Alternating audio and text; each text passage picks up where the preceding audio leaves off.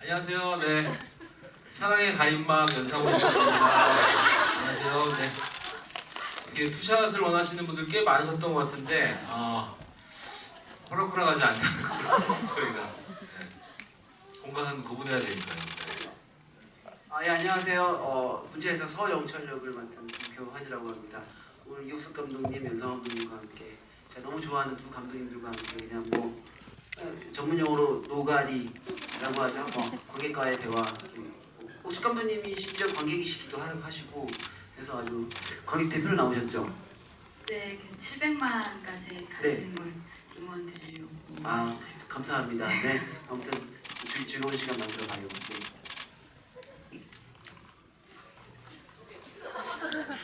제가요? 네, 감독님 소개 안 하셨어요. 네.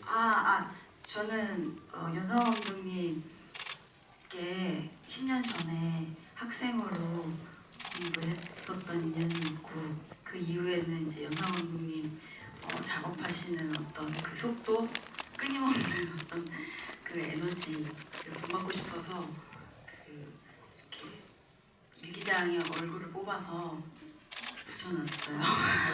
이번에 26년 그래서 이렇게 만나게 얘기하지 돼서 말으세요. 감정돼서. 반갑습니다. 오늘 재밌게 얘기했으면 좋겠습니다.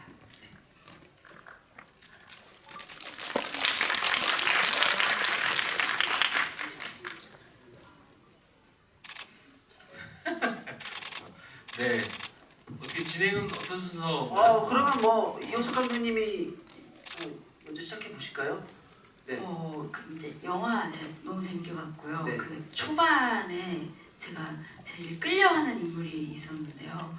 그 고수 배우님이 연기하신 그 이유는 뭔가 전부인과 현부인을 모두 다 이렇게 연락도 잘 하고 지내시고 뭔가 인생의 과제를 다 끝나신 느낌이 들었어요. 그래서 죽겠다라는 느낌을 받고 있었거든요. 근데 제가 악한 사람들은 뭔가 이렇게 욕망도 보이고 이거 알겠는데 이렇게 선한 사람들에 대한 그래서 호기심이 더 많은 것 같아요. 그래서 이 인물을 만드시면서 어떤 사람을 떠올리셨는지 혹은 어떤 과정 속에서 이 배우님이 연기하시는 역할을 나오신 건지 궁금했어요.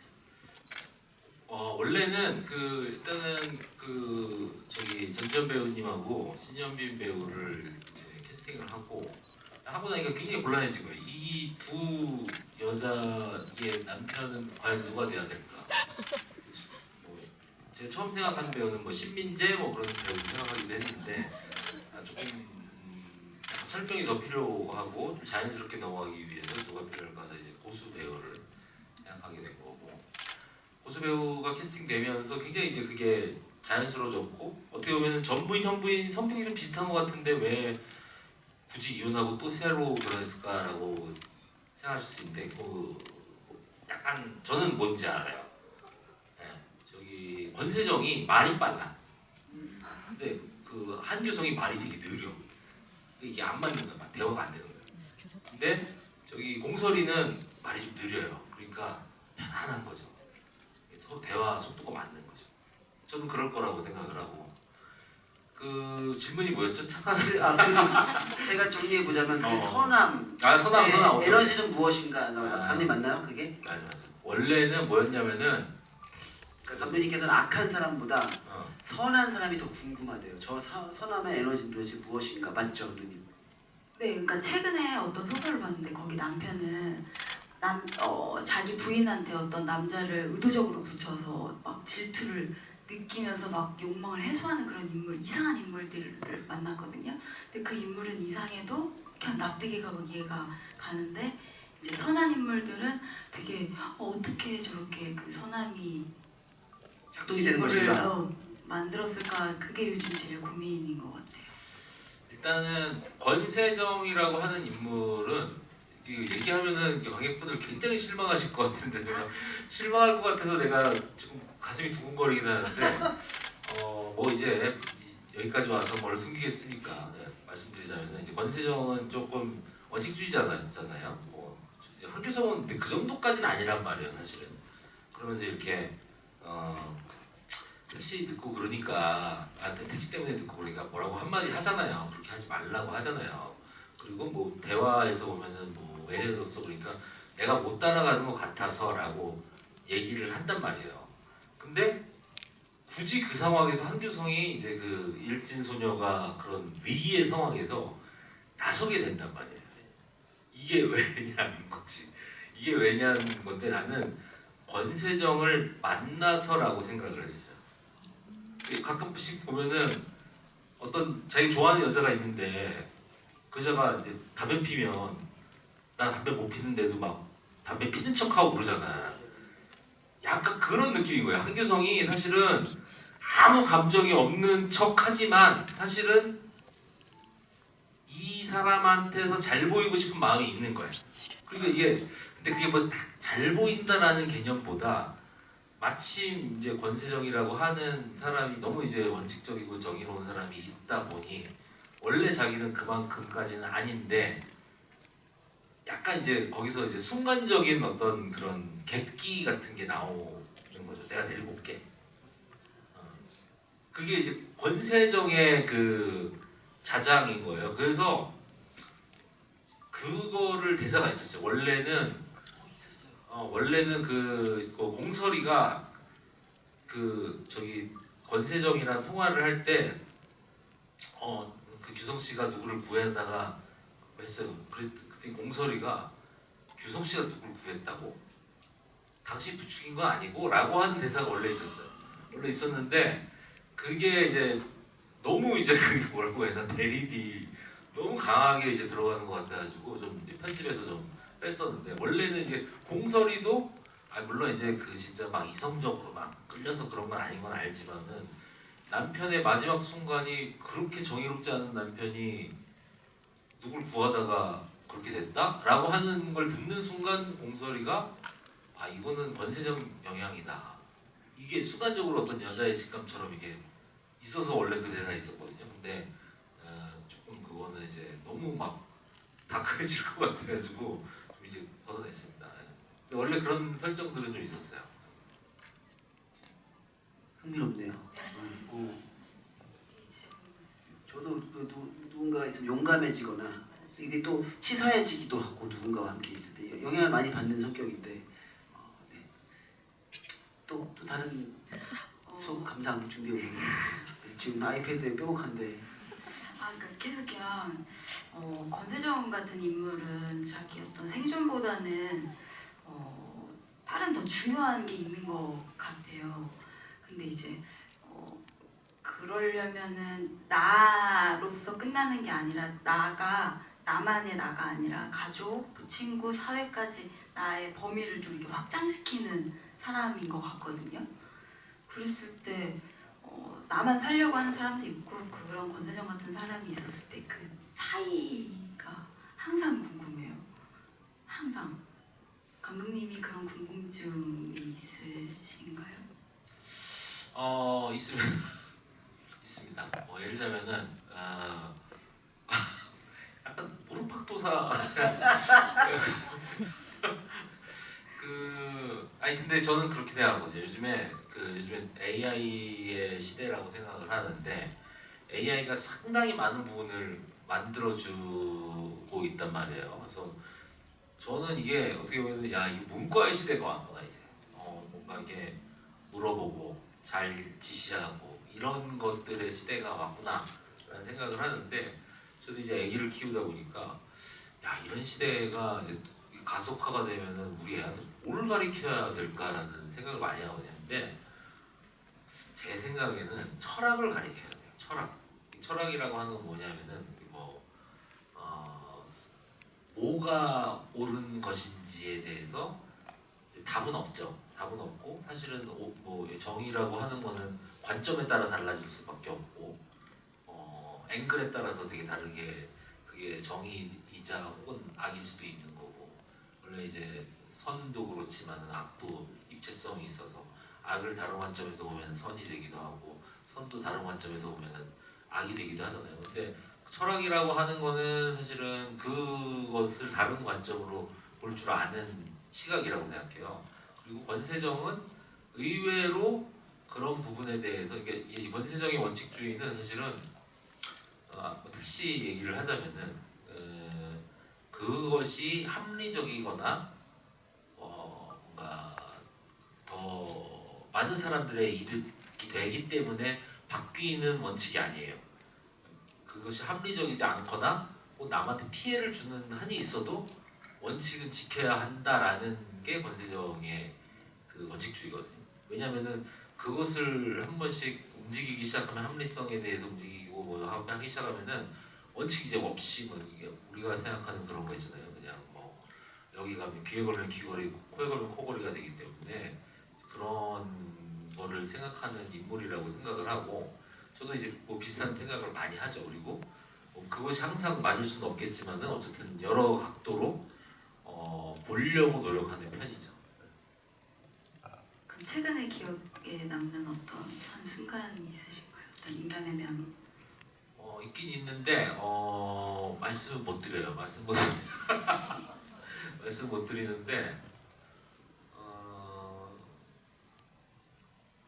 그거는 여기서 말씀드리면 안 될 것 같아요. 여기서 말씀드리면 안 되는데 만약 뭐 근데 아니 재밌는 것들은 확실히 좀 있는 것 같아요. 뭐 예를 들자면은 이 영화 내에서도 분명히 존재하는 것 같고요. 영화 내에서도 사실은 어떤 분들은 그런 분들이 있더라고요. 같은 분인데 이제 그 한규성이 이제 구하는 일진소녀를 구하는 선의가 이해가 안 가다가도 뒤에 권세정을 구하지 않는 그 특공대 아기가 마찬가지로 또 이해가 안 가는 거예요.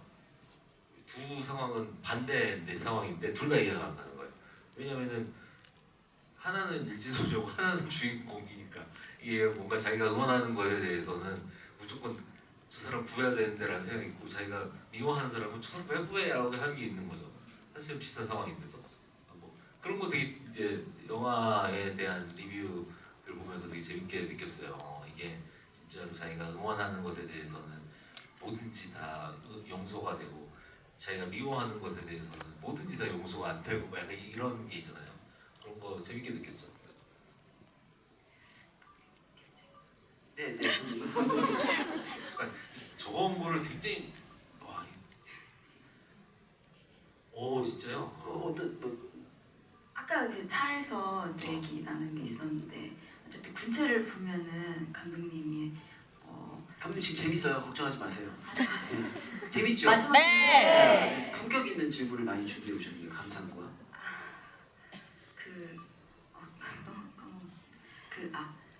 그 뭔가 어쨌든 군체 보면 개별성의 무력화 이런 거가 저한테는 공포로 다가왔고 감독님께서도 그런 어떤 생각이 있으셨다라는 걸 또 인터넷을 보고 이제 알았는데 구현 선배가 느끼는 요즘의 공포 혹은 영화를 찍으면서 뭐 작업을 하면서 군체를 찍으면서 뭐 느꼈던 공포 같은 게 있는지 궁금했어요.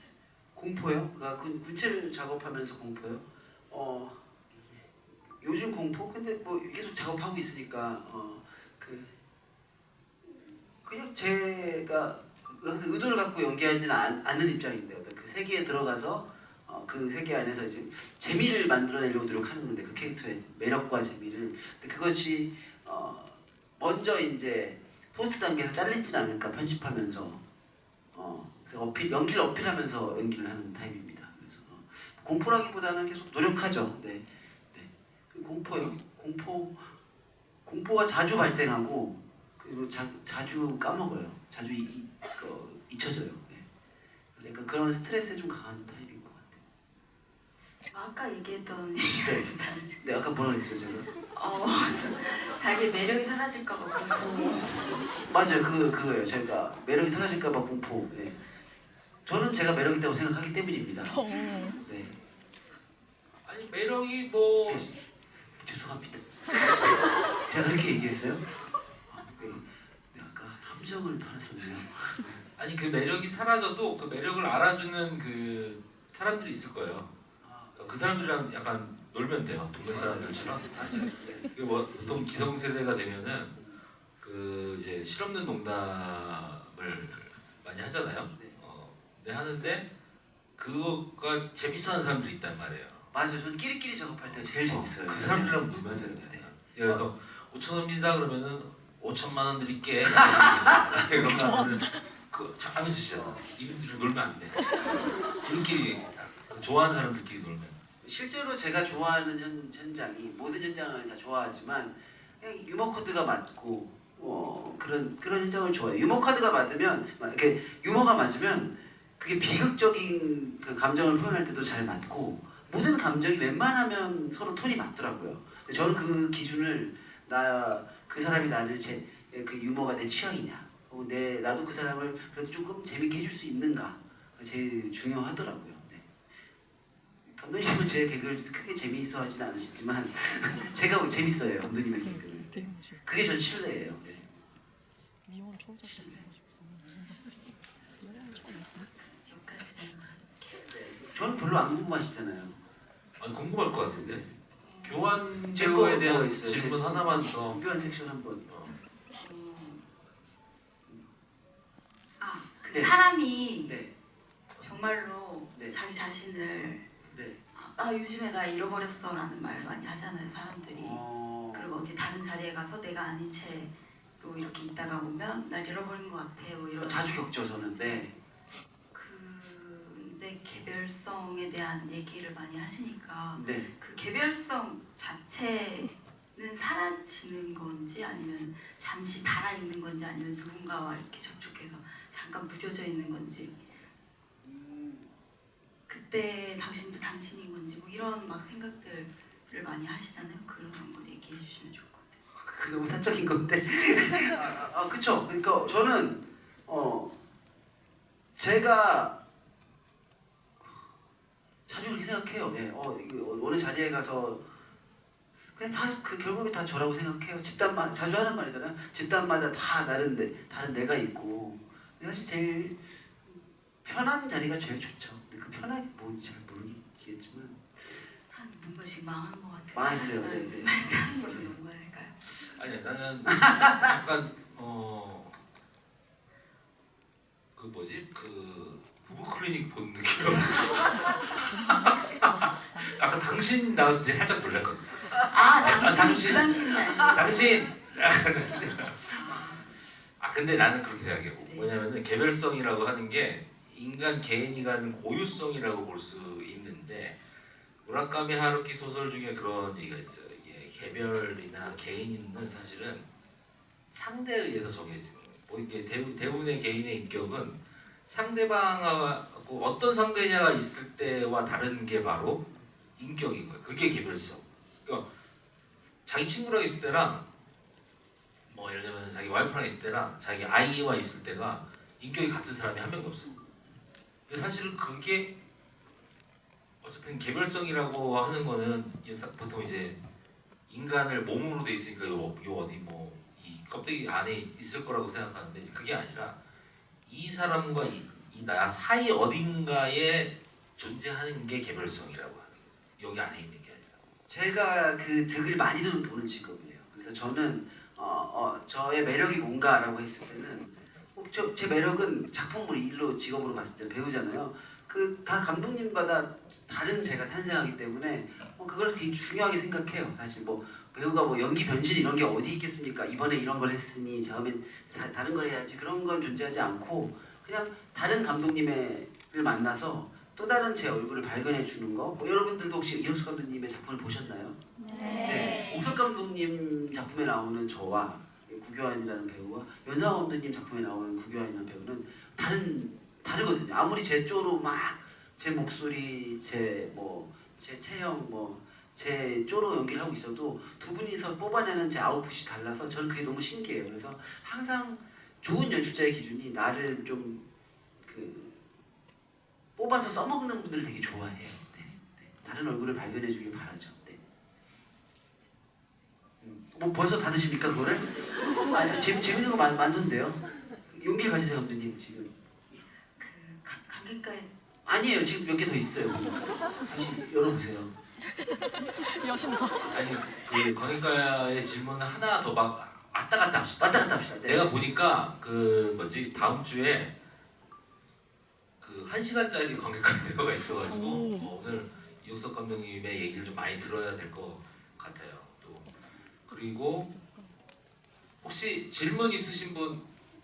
아 그리고 보니까 질문 앞에 감상을 서로 질문이 꼭 아니더라도 감상을 나눠주셔도 될 것 같아요. 그 감상을 서로 주고 받으면서 또 저희가 또 얘기 나눌 게 있을 수 있으니 질문 있으신 분 네. 손 들어주세요. 저기 뒤에 지금 손 제일 길게래 높게 드시 지금 이거 흔드시고 계시는 이렇게 흔들고 계시요 아니야 여기 요 앞에 여기 장도연 씨 부채 네, 네 장도연 씨 부채님 먼저 장도연 씨 저기 손 부채 한번 씨- 들어주세요 아까. 네 먼저 하시죠. 아. 네 장도연 씨 부채님 부채를 들고 계신 안녕하세요. 저 영화 너무 잘 봤고요. 질문을 2개를 할 거라 질문을 먼저 해도 될까요?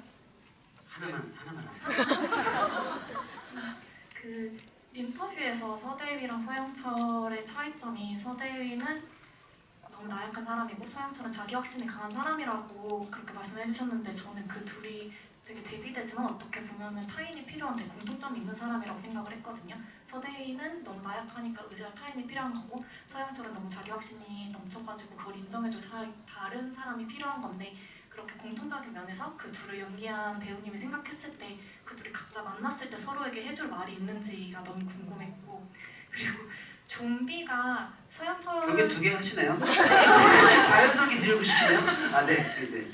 그리고 좀비가 서영철에게 지배당하기 전에도 알아서 다들 업그레이드를 하는데 그거는 좀비의 생존 본능인 건가요? 그러니까 좀비도 어떻게 보면 생존 본능이라는 걸 가지고서 본인들끼리 알아서 그렇게 발전을 해갔던 건지 그게 궁금합니다. 첫 번째 질문은 제 질문이죠. 네 두 번째 맞아요. 질문. 이거 먼저 잘 네, 제가 대하세요.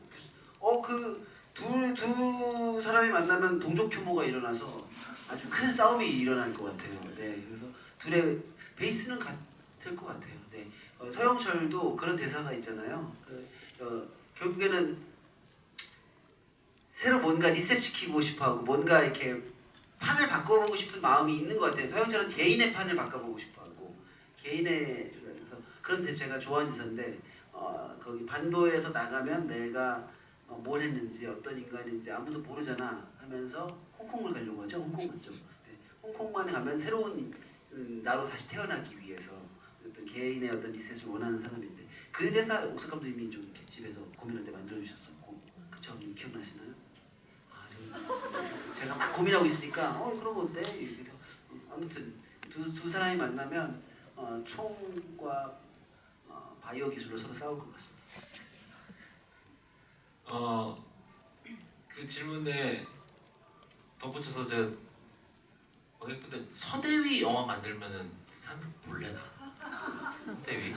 네. 서대휘. 보죠. T54처럼 서대휘 제발요. 한 300만 나올 것 같으면 내가 바로 만들 것 같은데. 서대휘 주인공으로. 네. 그리고 아까 좀비 질문을 제가 정확하게 이해는 못했는데 설명을 드리자면 그런 것 같아요. 이게 물론 인간이 생각하는 욕구대로 생각하면 안 되는 부분이 있는데 저는 이제 좀비에 감염되면은 그 좀비들이 이렇게 물리면은 막 여기저기 막 사람 쫓아다니 물잖아요. 나는 다른 좀비 영화에서 그러잖아요. 그게 좀 의아했거든 항상. 저 사람 너무 배가 고파서 무는 건지 아니면 감염이 목적인 건지 감염은 왜 감염을 시키려고 하는 건지 나 그런 게 되게 궁금했거든요. 근데 여기 군체에서의 좀비는 그냥 분명해요. 그냥 확산, 감염 확산. 얘는 그냥 본능이자 유일한 그거는 그 보면은 균류가 이제 증식하는 거 보면 쫙 증식하잖아요. 얘네는 이 균류가 가지고 있는 유일한 욕구는 그냥 확산밖에 없거든요. 확산. 그러니까 인간 균류라고 생각하면 계속 확산을 시키려고 하는 거예요. 그냥 모수가 많아지게 만드는. 모수가 많아지면은 그만큼 이제 뇌세포들이 많이 늘어나니까 이제 돌릴 수 있는 그 용량이 커지죠. 그때 이제 서영철이 딱 들어와서 띡 꽂으니까 이제 윙윙윙윙윙윙 돌아가는 거지. 근데 뭐 그렇습니다. 이옥섭님이 또 그 감독님께서 얘기하셨잖아요. 그 외톨이가 될 수 있는 선택권 그게 중요하다고 그랬을 때 그 말씀은 뭔가 다수랑 나랑 다른 판단을 하는 어떤 자유를 이야기하시는 걸까요? 그렇죠. 이제 소수 의견에 대한 그 존중이 좀 많이 좀 사라진 것 같아요. 지금 사회 같은 경우. 옛날에는 그렇지만은 않았거든요. 옛날에 CF 중에 여기 이제 옛날 CF 중에 그런 CF가 있었단 말이에요. 남들이 모두 뭐 맞다고 할 때 아니라고 할 수 있는 사람. 그러면서 그런 CF가 유행을 했었단 말이에요. 근데 그게 뭐냐면은 개성이라든가 소수 의견 혹은 옛날에 뭐 그 트윈 아무래도 트윈 X가 X세대를 위한 그런 나는 남들과 달라. 난 이런 게 되게 가치에 되게 중요한 가치였어. 어떻게 보면 개성이라고 하는 걸 되게 중요시 여기고 그리고 그것을 되게 멋있는 사람이라고 생각했단 말이에요. 남들은 다 이렇게 얘기하는데 아니라고 한다. 이거 되게 멋있는 사람이다. 드라마에서도 종종 주인공들이 그런 짓을 많이 한다. 저는 반대합니다. 저는 다른 의견을 가지고 있습니다. 이런 게 되게 많이 나왔었는데 요즘에는 다른 의견을 가지고 있으면 일단은 밟아버려.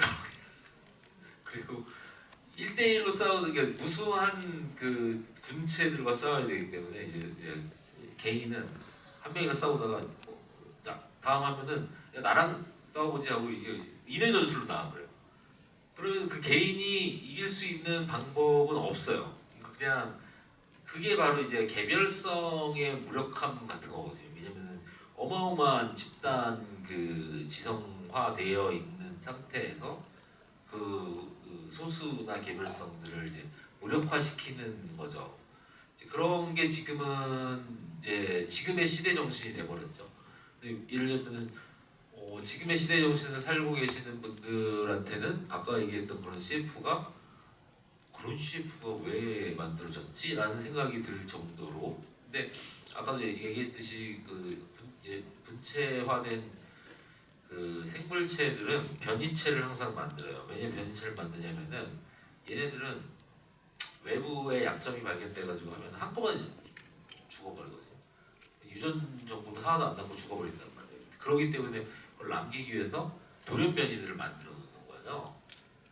그게 이제 생물의 그 방식이란 말이에요. 그러니까 어떻게 보면 우리가 소수 의견을 가진 사람을 그렇게 가서 쳐 없애야 되는 없애지 않아야 되는 이유가 이 생물체에서 좀 증명이 되는 거죠. 뭐 그런 의미였어요. 근데 그럴 때가 있잖아요. 아, 나는 인정해야 될 거 알겠고 너를 한 개인으로 보고 나도 한 개인이니 이거는 이 의견은 의견이고 너는 아닌데 그걸 막 이제 못 참아질 때가 종종 있잖아요. 어떠한 그 개별성으로 인해서 그럴 때 있죠. 선생님은 어떻게 수련으로 누르시는지 아니요, 그냥 그 사람 없을 때 뒤에서 얘기해요. 우리 또 정말 그 우리 민주주의 역사가 오랜 시간 동안 그 획득한 게 뒷담의 자유. 그 전에는 뒷담을 하면은 잡혀가고 그랬어요. 대통령 뒷담을 하면은 잡혀간단 말이에요. 근데 이 뒷담은 누구 뒷담을 하든 무죄다라고 하는 거를 진짜 우리 민주화를 겪으면서 가치 되게 소중한 가치거든요. 그래서 나는 어떤 내가 진짜 너무 싫어하는 뭐 마음에 안 드는 사람이 있을 때 그 사람한테 절대 뭐라고 하지 않습니다. 근데 어디서 읽어본 것 같아요. 뒷담이 결국 어떤 진화에 영향을 줬다고 들었었던 것 같아요. 그렇죠. 뒷담을 하죠. 그리고 이제 그분과 다시 이제 친해지면 사과도 해요. 우리는 아 미안하다 내가 뒷담을 좀 했다. 저는 안 해요. 뒷담 그 얘기할 필요 없어요. 그래요? 우리는 기분 나빠요. 앞으로는 안 하도록 하겠습니다. 혹시 질문 있으신 분? 너무 많아요. 비틀즈백인가요? 리버풀에서 오셨군요. 네. 네. 분홍색 비틀즈 여기시. 안녕하세요. 저는 그 서영철이 군체 매체를 만드는 목적을 얘기할 때 개별성이라는 단어에 좀 꽂혔는데 저는 개별성을 취향으로 지원해서 생각했거든요. 왜냐하면 군체들을 보면 그 집단 지성이라는 게 오로지 객관적인 정보 전달만 이루어지고 호불호에 대한 의견이 없잖아요. 그래서 저는 그걸 보면서 아 역시 인간의 개별성이 드러나는 게 취향이로군 이렇게 생각을 했는데 배우님과 감독님들은 인간의 개별성이 드러나는 부분이 어떤 거라고 가장 드러나는 부분이 어떤 거라고 생각하는지 궁금합니다. 개별성? 인간의 개별성? 저는 사실은 늘 느껴요. 정말 인간은 정말 개별성이 있구나. 근데 예를 들자면은 저는 이제 영화를 만들면은 제 영화에 관한 예를 들면 호불호에 대한 의견들이 많이 있잖아요. 거기서도 개별성을 느껴요. 이 사람은 이래서 이래서 좋고 이 사람은 이게 같은 이유로 싫고 뭐 그런 것들이 있기 때문에 저는 굉장히 오히려 그러니까 어떤 걸 제시를 했는데 막 엄청난 뭔가 하나로 의견이 통합되는 식의 영화나 이런 것들이 약간 좀 겁나는 편이에요. 왜냐면 이제 그거는 아주 대중들이 가지고 있는 어떤 이데올로기를 건드리는 작품일 가능성이 되게 크기 때문에 오히려 나는 이게 영화가 나왔을 때 여러 가지 설왕설래가 있고 뭐 하는 거고 그때 이제 정말 사람은 정말 수많은 계열의 집합체구나라고 그런 걸 느끼죠. 그런 걸 느끼고 웬만하면은 좀 그런 영화들을 만들고 싶어 하죠. 그러면서 동시에 어떤 군체적인 입장으로 관객이 모였으면 하는 마음이 충돌을 하면서 그러고 살고 있습니다. 저는 뭐 이호석 감독님 계시니까 뭐 같이 이제 뭐 공동 시나리오를 쓴 적이 있었죠.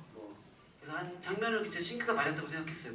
같이 카페 한 노트북을 가지고 정확히 반반 이렇게 두고 이렇게 썼었거든요. 우리가 매기를 그쵸? 뭐 전작 없는데 분명히 싱크가 딱 맞을 거라고 생각했었는데 프로덕션 현장에 도착해서 그 장면을 서로 이제 바라보는데 다른 거예요. 이거 근데 저는 그런 순간들 되게 좋아해요. 싱크가 탁탁탁 맞아서 그 프로덕션 과정에서도 혹은 NG 없이 혹은 뭐 어떤 서로의 해석 의도가 이거였어 하는 현장이 훨씬 더 저는 배우도 사실 제가 얘기한 암만 뭐 서로 얘기를 하고 있더라도 이런 감정입니다 이런 감정인데 그 신 테이크에 마주하기 전까지는 모르는 것처럼 저는 어떤 그런 건강한 어떤 충돌들이 있을 때 이거 되게 위대한 거구나 그런 서로 다른 이들이 모여서 만들어내는 게 작업이다 영화 작업이라고 생각을 하고 있습니다. 저는 제가 연출하지 않는 작품을 좀 많이 해봤거든요. 예를 들면 뭐 방법도 김용환 감독이 했고 괴이도 장권재 감독이 했고 심지어 지옥도 원래 만화 이제 최규석 작가가 이제 만화를 먼저 그렸잖아요. 연출자란 말이에요. 내가 생각한 거와 정말 다른 게 올 때가 되게 많아. 정말 이거는 내 의도하고는 전혀 다른데 이럴 때가 되게 많은데 저는 좀 그런 거 재밌는 편이에요. 이 사람이 이렇게 생각했구나. 특히 요즘에 또 이제 곧 공개하는 넷플릭스 시리즈 가스인간 같은 경우는 외국 사람이잖아요. 감독이 외국 사람이 저 얼마 전에 이제 편집본은 계속 보다가 한글 자막이 붙어 있는 버전을 최근에 봤거든요. 약간 깜짝 놀랐어. 남의 영화 보는 느낌이 들어. 진짜. 그럴 때 오히려 좀 저 재미있는 편이에요. 참 재미있고 다만 이제 조금 이제 너무 의도가 다른 식으로 나오면은 이제 각본가로서 인터뷰를 할 때가 있는데 조금 곤란할 때는 있죠. 왜냐면 자꾸 그 의도를 나보고 물어보니까 이게 내 의도는 아닌데 근데 능수능란하게 넘어가고 하고 하는데 저는 그게 몇 년 전부터는 그게 되게 재밌더라고요. 내가 쓴 건데 근데 저는 한편으로는 그런 생각이 들더라고요. 창작자 중에서는 여러 케이스가 있는데 저는 이와키 토시 작가님이라고 기생수 작가님이 있거든요. 제가 기생수 더 그레이를 했잖아요. 근데 그 작가님은 진짜 일절 관여를 안 하시더라고요.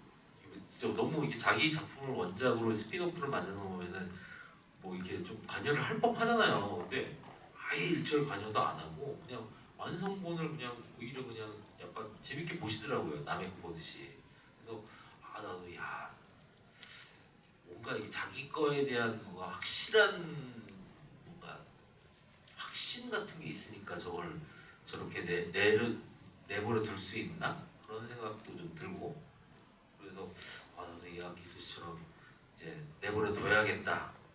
해서 요새는 좀 진짜로 남의 작품 보듯이 이렇게 내가 쓴 거를 남이 만들었는데 남이 완전히 자기 의도를 엄청 넣어가지고 만들고 내가 얼마 전에 뭐 보여줬잖아. 내가 그거 진짜 이거 아직 공개 안 됐구나 그거는 그 진짜 이 감독 자기 마음대로 찍고 있다고 쓴 거지. 그거 야 그것도 최근에 뭐 하나 또 와 그 감독님이 진짜 자기 예술을 하시더라고 진짜. 그래서 내가 약간 감탄했어. 아 진짜 야 저 정도는 돼야 감독을 하는구나 나 그 생각할 때.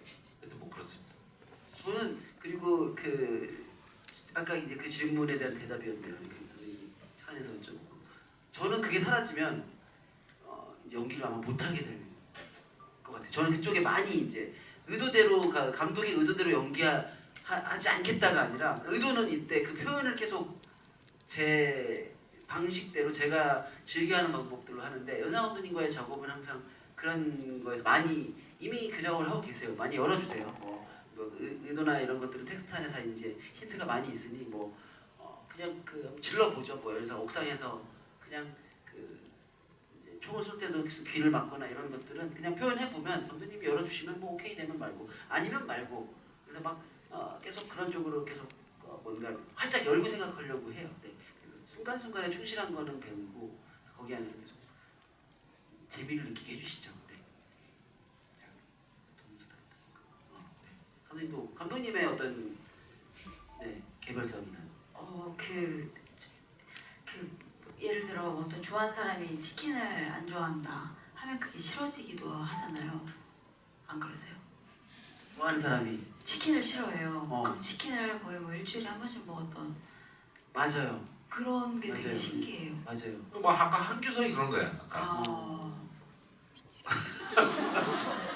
한규성이 그렇게 정의롭지 않은 사람인데 권세정이 있으니까 내가 갔다 올게. 그러니까 이거 엄청난 거야. 이게 아닌 척하고 있는데 좋아한 거야. 그래가지고 저 오늘 여쭤보고 싶었던 게 뭔가 결핍이 있는 사람 같은 거예요. 그래서 맞아, 이게 그 얘기를 그게 어. 좀 굉장히 죄송해서 깐느식 캐릭터 해석이었어요. 예. 그래서 어쩌면 결핍 덩어리인가 결핍 덩어리다. 이런 생각도 했었어요. 불규성은. 그러니까 이게 제가 선하지 않아서 그런 것 같아요. 너무 흥미로운 해석이었어요. 단순하게 얘기하면은 권세정한테 잘 보이고 싶어서 구하라. 이게 진짜 나쁘게 얘기하면 애정 결핍이다. 사랑받고 싶은. 문제가 많은 친구네 한규성이. 하여튼 그 이야기 하나로도 재밌는 얘기 나누시죠. 네 그러면은 다음 질문. 네 연퀴즈라고 드신 분의 생각보다 재미없는 질문이 나올 것 같은데 약간 예감이 드는데. 죄송합니다. 진짜 재미없을 것 같아요. 아니에요. 기세로 가야 돼요. 제가 전 영화 한 장면의 의도를 세 분 감독님이랑 연기하신 배우님이랑 관객 입장에서 이옥적 감독님의 의견을 좀 듣고 싶은데요. 영화 서중반부의 1번 좀비가 원숭이의 총에 맞아서 죽으면 다른 좀비 원숭이들이 함께 멈추는 장면이 있잖아요. 후반부에 서영철이 불에 타면서 이렇게 좀 잠잠해지니까 좀비들이 일제히 멈추는 모습을 보고 저도 서영철이 죽었다고 생각을 했어요. 근데 엔딩에서는 멈춰있던 좀비 중 하나가 다시 움직이잖아요. 저는 이 장면을 서영준이 완전한 죽음을 맞이한 게 아니라 기절로 인한 일시적인 네트워크 단절 상태로 해석을 해봤는데 세 분의 의도, 그러니까 연상호 감독님의 이 장면을 연출하신 의도랑 구교환 배우님이 어떻게 해석하고 연기하셨는지랑 그리고 그리고 관객 입장에서 이옥석 감독님 어떻게 보셨는지 궁금합니다.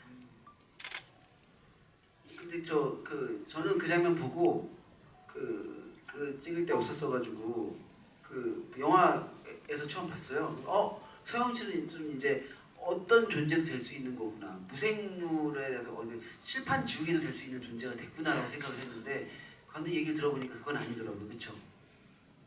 모기가 될 수도 있고 이제 막 어디든지 매트릭스의 네오처럼 와 완전 어떤 초월적인 존재가 됐구나 서영철은. 그래서 와 나는 이게 무한의 콘텐츠를 하나 만들었다. 서영철로 계속 등장할 수 있겠다라고 했는데 그게 아니죠.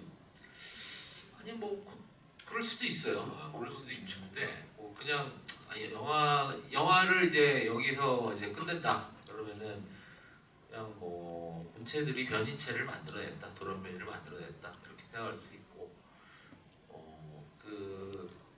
이게 지금 그 사파 작업 때문에 지금 굉장히 지금 출간일이 늦어지고 있는데 소설이 있습니다. 네. 군체 엑스트라라고 하는 소설이 있는데 그게 이제 이 군체 이야기의 후에 나오는 이야기예요. 거기에서 이제 서영철도 나오고 좀 나오는데 근데 좀 뭐 그 책을 보면은 조금 이 뒤에 이제 내용이 어떻게 흘러가는지가 좀 나올 것 같은데 그냥 그렇습니다. 저는 뭔가 이렇게 권세정이랑 공설이의 어떤 투탑 여성물이 이어질 수 있겠다 뭐 이런 상상을 좀 해본 것 같아요. 그 현부인과 전부인의 어떤 화합으로 세계를 구하나 뭐 이런 상상을 자극했던 장면인 것 같아요. 여기 또 비하인드를 얘기하자면은 처음 대본에는 뒤가 되게 길었어요. 뒤가 되게 길어서 이 일이 이렇게 되고 권세정이 재판받는 장면도 있고 그 재판의 증인으로 공설이가 나오고 그런 장면도 있고 그래서 뭐 그런 것들이 좀 있었는데 이제 그게 이제 너무 이제 뒤가 길고 막 그러다 보니까 이제 그냥 뒤에 깨끗하게 그냥 약간 다이하드 2 느낌으로 그냥 끝났죠. 근데 저는 어쨌든 그 둘이 이렇게 연대를 하는 느낌들을 줘서 괜찮았고 제가 사실은 이제 그 어떤 여자 두 명의 일종의 연대나 현관이다 연대 이런 거 좀 작품에서 많이 그려왔었거든요. 많이 그려왔었는데 뭐 방법에서도 그렇고 기생수더 그레이도 약간 그런 거죠. 근데 이번 사실은 이 군체가 저는 제일 왜냐면 둘이 만나질 않으니까 되게 그게 좀 희미할 거라고 생각을 했거든요. 근데 희한하게 그 전지현 배우랑 그 신여민 배우가 뭔가 좀 그림체가 맞는 느낌이 있어 이게. 그러니까 이게 만나지 않아도 이게 뭔가 이게 둘이 뭔가 연대하겠다라는 느낌들이 좀 더 들었던 것 같아요. 내가 이번에 좀 깨달았어요. 이게 이렇게 그림체가 맞아야 된다. 이게 이제 명랑 만화랑 이렇게 순정 만화랑 붙이면 안 붙는데 이게 순정끼리는 붙는구나 이게. 뭐 예를 들면 그런 느낌 좀 받았습니다. 옥석 감독님도 그 대사 좋아하고 저도 좋아하는데 당신 생각은 어때요? 라고 이제 권세정이 이제 선희에게 물어보는 장면을 둘 다 좋아하거든요. 그래서 아마 그렇습니다. 네. 명장면 중에 하나라고 생각을 합니다. 처음 마무리 드신 분. 감사합니다. 저 이옥석 감독님께 여쭤보고 싶은데요. 연상욱 감독님으로부터 이제 가르침을 받으셨던 그 제자이자 감독님이자 관객의 입장에서 내가 만약에 연상욱 감독님이라면 군체를 이렇게 연출하고 싶었다라는 부분이 있으셨는지 아니면 너무 이제 완벽한 연출이어서 그런 부분이 없다면 정말 뭐 특이하게 저 같은 경우는 뭐 원숭이를 카피바라로 바꾼다 그런 생각을 다 해봤었거든요. 이제 물론 그 인간과의 유전 형제를 고려하신 감독님의 의도가 있으시긴 하지만 혹시 그런 부분이 있으셨는지 여쭤보고 싶었습니다. 일단 먼저 사실관계를 말씀드리자면은 저는 이옥석 감독님을 가르친 적이 없습니다. 가르친 적이 없고 왜냐면은 제가 영화 아카데미에 강사로 나갔던 시절에 저는 애니과 강사로 나갔고 유수 감독님은 이제 뭐죠? 영화과였죠. 영화과였으니까 사실은 학기 수업을 같이 하는 경우는 없었고 이렇게 마지막에 이제 크리틱이라고 하는 걸 할 때만 그 저기 이제 다른 과 타과 선생님들도 다 와가지고 이제 같이 크리틱을 하는데 저는 굉장히 4학년 복용일을 굉장히 제가 긴 시간을 내서 되게 잘했다, 좋다라고 얘기했던 거 기억하시나요? 아니 뭐라고 했어요? 기억 안 나요? 뭐라고 했나? 되게 좋은 코멘트 많이 해주셨던 것 같아요. 아니 난 진짜 좋은 코멘트를 했어요. 난 되게 좋은 코멘트. 나 누구 좋은 코멘트 했는지 기억나거든요. 동기분들 중에. 수업하면 그런 거 신경 쓰여요. 그 감독님 아무튼 그랬어요. 그리고 네. 만약에 나라면 군체를 되게 전 재밌다고 생각했던 장면이 있었는데 그 좀비들이 따라하잖아요. 어부바를 한 거. 그래서 어떤 이제 그 따라하는 장면이 시작된 이후에 어떤 긴장감이 이제 생겼냐면 그러면은 저 팀들이 키스를 하면 다른 좀비들이 다 키스하면서 무속임을 해서 우리가 나갈 수 있지 않나 막 이런 상상을 했었던 것 같아요. 그래서 어쩔 수 없이 뭔가 그들 사이에서 지금은 미워하고 나만 살려고 하고 막 형사는 이렇게 누나 안 데려간다 하고 이랬을 때 사랑으로 뭔가 하다가 스킨십을 하다가 뭔가 이렇게 좋게 또 다른 어떤 이렇게 러브씬이 되려나 막 이런 그냥 다 열어놓고 봤었어요. 그럼 제가 좀 그 상황으로 좀 한번 들어가 보겠습니다. 제가. 일단은 그 주차장에서 이제 우리를 따라하고 있어 이걸 발견했으니까 통제실에 들어가서 저들이 지금 우리를 따라하고 있어요. 우리가 봤을 때 우리가 키스를 하면서 저들이 따라할 것 같아요. 그러면은 이제 권세정이 그런 얘기를 했겠죠. 그러면은 이제 지창욱 배우가 아니 그러면은 그 키스를 누가 하라는 거야? 그러면 우리 이제 경찰 이종욱 배우가 아니 그러면은 제가 교수님과 하겠습니다. 제가 이거는 그러면 이제 시민이 아니 무슨 소리야 지금 내가 해야지. 그러면 이제 지창욱 배우는 이제 권세정이 지창욱을 한번 보면은 지창욱은 누나를 한번 보면은 누나 앞에서 또 그거 하기가 싫거든. 저는 괜찮아요. 그렇게 돼서 그러면 어떻게 되는 거예요 지금? 되게 흥미로운 씬이 하나 탄생해요. 미성년자 또 일진 아무 따나 안 되고 그러니까 결국에는 권세정이 누군가와 문제적인 씬이 지금 탄생할 거 아니에요. 그러면 그렇게 합시다. 고민을 하다가 그 누가 키스한 거는 빼고 갑자기 좀비들이 키스를 하기 시작하는 거야. 이미 누군가 한 거지 지금. 했는데 그걸 관객한테는 안 보여줘. 근데 유독 그 한 명만 되게 자신감이 되게 있게 다음 씬부터 나와 막 하면서 막 그렇게 전개가 좀 될 것 같습니다. 이옥석 감독님다운 씬 같아요. 네. 네, 다음 질문 있으신 분. 네. 국교환 배우님께서. 제가 그러면 네 거기 여기 흰 티셔츠를 입으신 분? 네. 가디건이셨구나. 죄송합니다. 저는 서영철이 좀비들이랑 소통하는 방식이 양방향적이 아니라 일방향적인 조종이나 명령으로 소통을 한다고 생각을 했는데 만약에 실험이 성공해서 세계가 좀비로 이렇게 다 변했을 때 이러한 소통의 방식이 새로운 형태의 외톨이를 만들어낸다고 생각을 하는데요. 서영철은 이거를 아직 실험이 프로토타입이라 생각을 못한 건지 아니면 인간들 사이에서 비롯되는 외톨이의 형태보다 더 낫다고 생각한 건지 궁금합니다. 계속 버전업할 생각이겠죠. 계속 업데이트하면서 본인도 이제 2.0, 3.0 버전 일단 시작이 중요하니까 시작을 해야지 뭔가를 더 얻어낼 수 있다고 생각을 했었던 것 같아요. 이런 생각을 하셨던 것 같아요. 맞아요. 계속 연구라고 얘기하잖아요. 서영철이 저는 그렇게 해석했어요. 네. 계속 더듬더듬 찾아서 결국에는 계속 업데이트해서 만들어내니. 근데 저는 결국엔 외톨이가 돼서 되게 고통스러워했을 것 같아요. 이 연구에 성공해도. 감독님 생각은?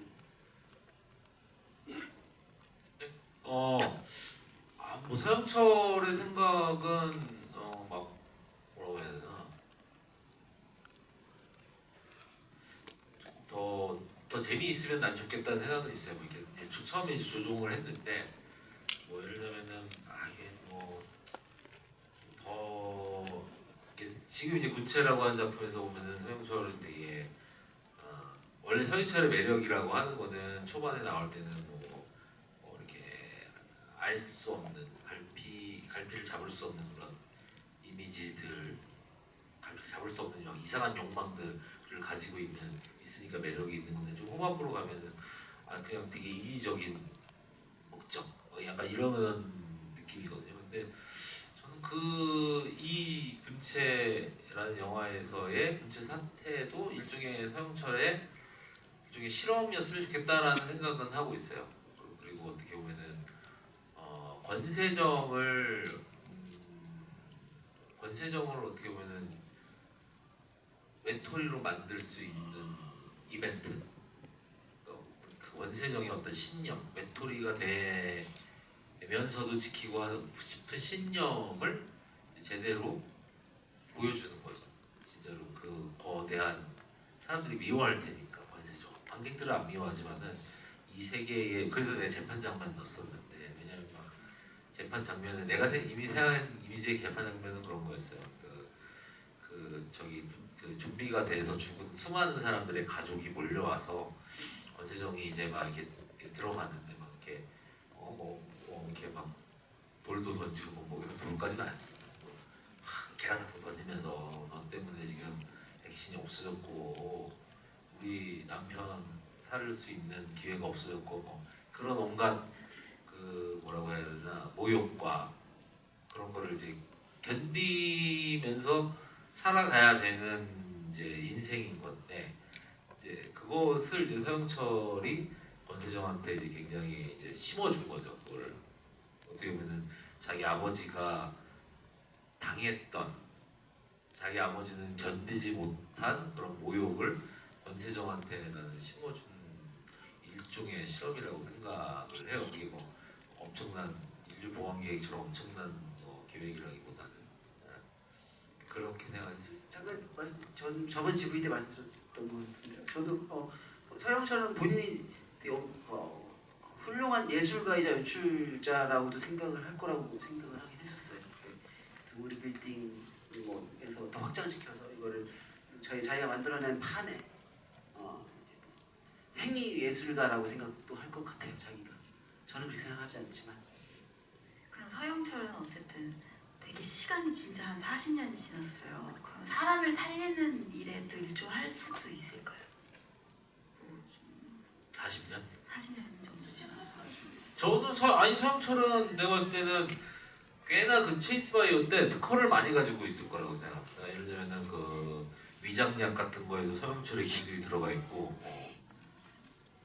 그러니까 꽤 이제 그걸로 이제 또 돈도 많이 받고, 서영철 특허 한 200개 가지고 있었어. 왜냐면 이게 어린 나이에 여기 이제 들어가가지고, 그래서 이제 치매 이런 거 약 개발했어야 되나? 근데 요새 내가 이거 하면서 내가 했던 건데 요새 오가노이드 산업이 엄청나게 발전을 해가지고 실제로 오가노이드 뇌를 만든대요. 오가노이드라고 하는 게 이게 바이오 인공이어서 이 뇌세포를 만들면 이 뇌세포를 이용하면 이 컴퓨터 우리가 지금 연산 AI 뭐 젠슨왕 와가지고 많이 팔잖아요. 근데 그게 냉각이랑 이런 게 많이 필요하단 말이에요. 근데 이게 이 바이오가 이 컴퓨터 그 칩보다 훨씬 더 그 처리할 수 있는 용량이 많고 냉각이 많이 필요 없고 이게 전기 요금도 많이 안 들고 해서 지금 그거 집중적으로 개발하고 있다고 하더라고요. 이 인공지능을 돌리기 위해서 인간의 뇌세포를 인공으로 만드는 거예요. 사실 더 큰 걸 돌리기 위해서. 그러니까 이제 그 서영철 앞에 나오는 그게 이제 서영철이 그쪽에 좀 체이스 바이오라고 하는 회사가 약간 그런 쪽의 회사라는 설정이었어요. 마지막 질문 받으면 될 것 같습니다. 이옥석 감독님께서 한번 대해 주시죠. 저기 스케치북. 스케치북. 네. 안녕하세요.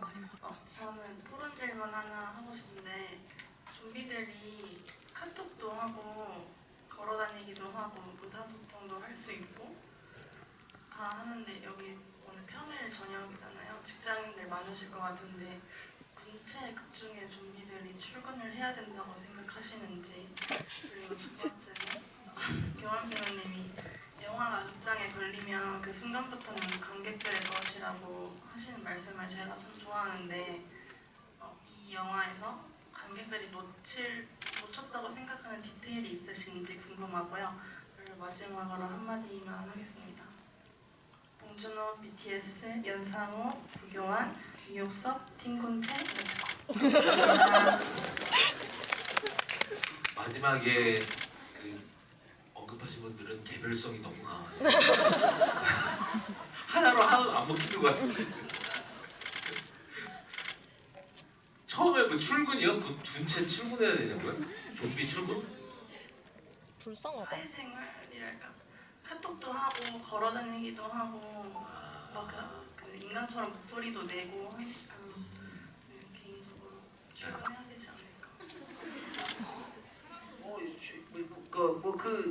그 세계가 계속 발전하면 뭐 문화 산업도 발전할 것이고 다시 아니, 근데 그런 거 있었어요. 뭐냐면은 아까 얘기했던 군체 엑스트라라고 하는 거에서 얘네들이 분업을 하기 시작해요.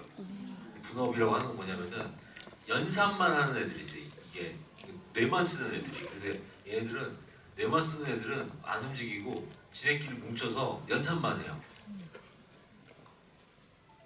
그 거대한 뇌가 돼버린 거예요. 뭐 그런 애들 약간 그래서 그리고 아예 뇌를 안 쓰는 애들도 있어요. 몸을 계속 부셔가면서 쓰는 거지. 그런 애들도 있고. 여기 부부마대 이거 약간 이제 모든 게 그냥 저는 또 반대로 또 발뒤꿈치 같은 거예요. 누군가는 어떻게든 이제 결국에 이게 신인류의 형태가 된다라고 한다면은 뭐 이야기꾼 좀비가 이제 있을 거고 이야기꾼만. 이야기꾼은 또 이렇게 그거 굉장히 중요해요. 말씀하셨던 뭐 전투 감염자, 전투 좀비. 또 결국에 또 신인류라는 것은 또 결국에 우리와 닮아가면서 또 한 번 여기도 또 다른 서영철이 등장해서 또 부시고 다시 새로 만들어질 것이고 계속 반복되지 않을까요? 네. 그 두 번째 질문 뭐예요? 두 번째 질문 여러 개 하면은 생각이 안 나요. 두 번째 질문 배우님이 영화가 극장에 걸리면 그 순간 서영철 배우가 디테일. 놓친. 근데 이미 디테일을 다 발견해주고 계셔서 뭐 그냥 서영철 제가 설정한 거 그 옷 한 벌 아니고 한 10벌 맞춤 제작 옷이고 실제로 맞췄어요. 네. 실제 제작한 옷이기도 하고 옷장에 서영철 옷, 그 옷만 한 10벌 이상 걸려있다 같은 옷만. 네. 나도 질문 있는 그 서영철은 거기 연구실에서 먹고 자고 하는 거야? 돼지고기 거기 아니 거기서 앉아요. 네. 근처 모텔? 네 아니요 캠핑카에. 캠핑카. 그리고 뭐 상상은 많이 했죠. 뭐 권세정을 좋아했던 서영철도 있고 저희 되게 많이 연다고 했었잖아요. 그래서 뭔가 디테일이라기보다는 그냥 서영철을 데리고 여러 유니버스 만들어서 상상 많이 했었어요. 네. 그래서 권세정 딱 봤을 때 그냥 권세정 한 번 더 보려고 만나면 이 사건을 벌일 수도 있는 거고. 네. 많이 했죠. 우리 그거 가지고 좀 많이 했어요. 뭐 이거 뭐 한 거는 뭐 권세정 교수님이시죠? 뭐 둘이 안 사이야? 그러면은 거기서 이제 그 권세정이 뭐라고 할까 봐 해서 됐고. 조스토프키 같이 먹었던 기억도 있고 아빠 연구실에 놀러와서 뭐 그래서 그렇게 연기한 것도 있었어요. 네. 그래서 처음 만났을 때 한참을 우리 첫 그 문 열리고 이제 서영철 첫 만났을 때 어떤 테이크는 권세정 얼굴만 계속 봤어요. 모든 시선 처리를 다 권세정 얼굴로만 보면서 그건 약간 되게 오랜만에 만난 누나 버전이었어요. 지금도 보면 있어요 그 테이크가. 마지막 뭐 있었나요? 렛츠고 그거는 질문이 렛츠고, 아니고 렛츠고, 렛츠고, 렛츠고. 이거. 마지막 질문 하나 받아볼까요? 제일 앞에 계신 분들 마이크 네. 마지막에 짧게 질문드리겠습니다. 마지막에 서영철 사망 씬을 여러 가지 테이크로 가셨다고 말씀을 전에 GV에서 들었었는데 그 중에서 사망하는 방법을 이제 불에 타는 걸로 설정을 하신 이유가 따로 있으실지 궁금합니다. 불에 타는 뭐 특별하지 않은데 그 마지막에 그 불에 탈 때 서영철이 으악하면 그 좀비가 같이 이렇게 움직이는 어떻게 보면은 이 집단으로 연결되어 있는 자의 외로운 어떻게 보면 집단으로 연결되어 있으면 더 이렇게 근데 그게 되게 외로워 보이잖아요. 혼자 막 불타서 하는데 옆에서 다 똑같이 행동을 하는데 거기에는 이해가 없잖아요. 그 예를 들면은 보통은 이해가 있는 관계라면은 야 불타면은 야 막 불 꺼주려고 그렇게 하고 해야 되는데 얘는 그렇게 집단으로 돼 있음에도 불구하고 막 불타고 있는데 옆에서는 그거 이제 따라만 하잖아요. 오히려 굉장히 여러 명이 있는데 굉장히 그 외로워 보이는 그 서영철 그런 이미지가 떠올라가지고 그렇게 했던 것 같아요. 불나방처럼 막 흔들어 봤었고 만약에 서영철이 뭔가 물리적으로 타격으로 이제 그 하늘나라로 갖다 치면 아마 하울링 했을 것 같아요. 우 하면서 다 같이 이제 약간 늑대들 동물들 하울링 하듯이 되게 이상한 묘한 분위기를 만들었을 것 같은데 그런 것도 해보려고 테이크 전에 준비했는데 불에 타 죽는다는 사실을 듣고 각자 죽음에 맞는 어떤 게 있었던 것 같아요. 아무튼 오늘 GB 또 관객분들이랑 얘기 나눌 수 있어서 너무 좋았고 오늘 이옥석 감독님 귀한 자리 해주셔서 너무 감사해요. 감사합니다. 저희 이제 내일 무대 인사 있고 다음 주 또 GB 있잖아요. 맞아요, 네, 다음 주 GB. 네. 감독님 두 분 모시고 지질 게임 스타일이죠. 누가 연상호인가? 네, 한 시간 내내 관객분들 대화하는 GB 또 준비되어 있으니까요. 많은 관심 부탁드리고 또 오늘 또 오픈됐죠. 다음 주 GB 사과한 다음에 지금의 GB GB가 아니죠. 무대 인사 또 많이 기대해 주십시오. 관객 여러분 진짜 제 기록 경신에 좀 도움을 주십시오. 제가 기록 경신에 만들어가지고 늘 감사합니다. 네. 내일 또 뵙겠습니다. 감사합니다. 네, 감사합니다. 알겠습니다. 박수를. 아니, 포토타임. 원래 다 오실 포토타임을 하시거든요. 여기서 먼저 센터에 오시죠. 자 좌측 한번 보세요. 좌측. 아니 감독님 좀 많이 했어요. 좌측. 센터. 네, 우측. 네. 같이 하세요. 아무튼 여러분 또 봬요. 네, 들어가시죠. 네. 아 멋있다.